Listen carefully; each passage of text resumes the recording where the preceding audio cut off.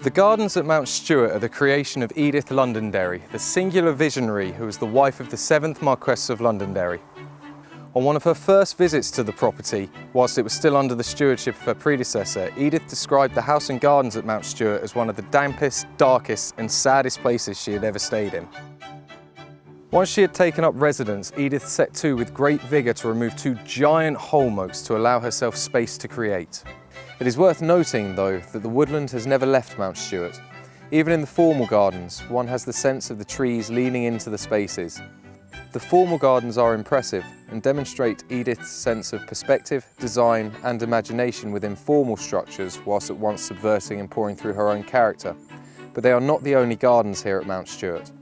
Outside of the hedges and the postcard publication images are the woodland gardens and rhododendron woods that were her great love, areas well worth exploring with narratives well worth telling.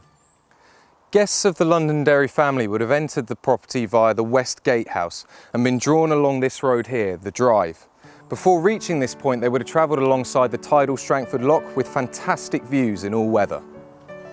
Whilst it is tarmacked now, it would have been a more simple, pastoral affair. Many of the grandest trees on the property are growing along this stretch, including this magnificent Monterey pine, Pinus radiata. A fantastic specimen well over 100 years old. This species was planted in many coastal gardens due to their ability to withstand aerosol salinity and high winds.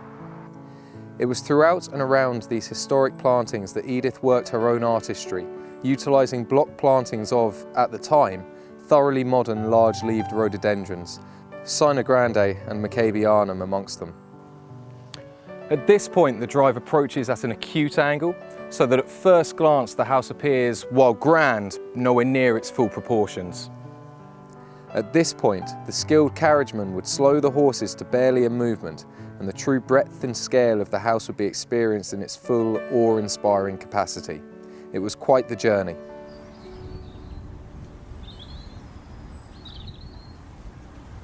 The Rose Garden was originally called the Ladies' Garden, and Edith referred to it as the Atrium Garden. It's located in a walled enclosure to the most southerly point of the walled garden, which is itself an element that preceded Edith. In 1919, the South Garden, which is what we now know as the Italian Garden, was envisaged by Edith as a rose garden. Roses didn't succeed in the parterres.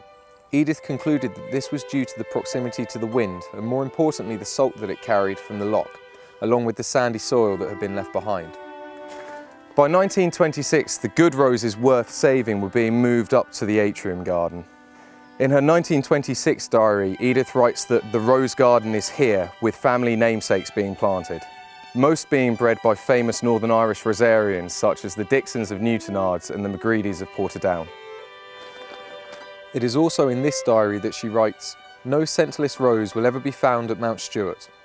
We have found it impossible to source these namesake roses for the garden in its current iteration, but Edith wrote that all rose species I have here, also the roses of bygone days, so beautiful and full of charm.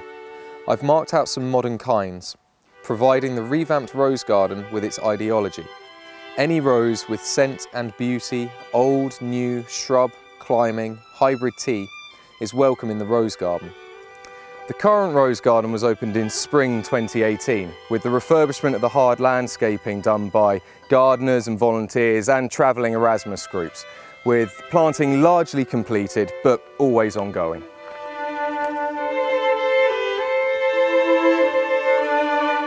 This year, the gardeners found evidence of a type of fungal or bacterial canker on the roses, and it's known that cold, wet winters can increase the likelihood of these forming. But this is part of the dichotomous joy of growing roses. You can't grow roses unless you're going to incubate their myriad sicknesses.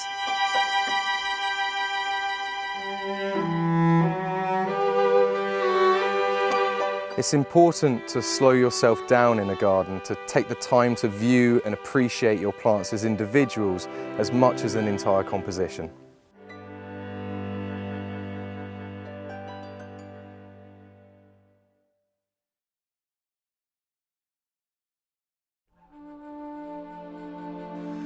Down here in the fernery we have a number of exotic tree ferns growing, as it's almost always wet, and the overhead canopy provides ideal shelter from frosts, as in this location we're quite a distance from the climatic influences of the loch.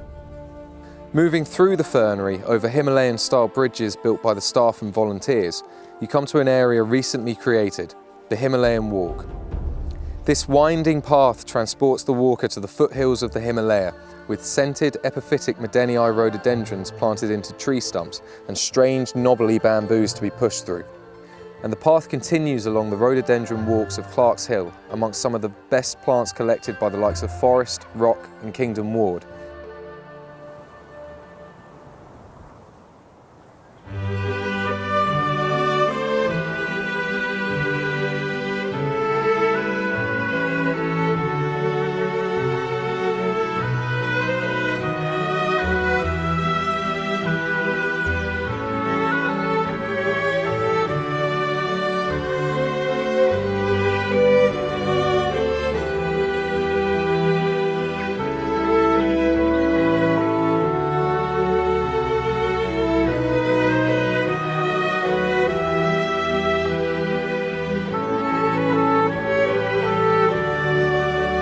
The gardens here at Mount Stewart were begun in earnest by Lady Edith in the early 1920s, and with the support of our members, we hope for them to be here for many centuries more.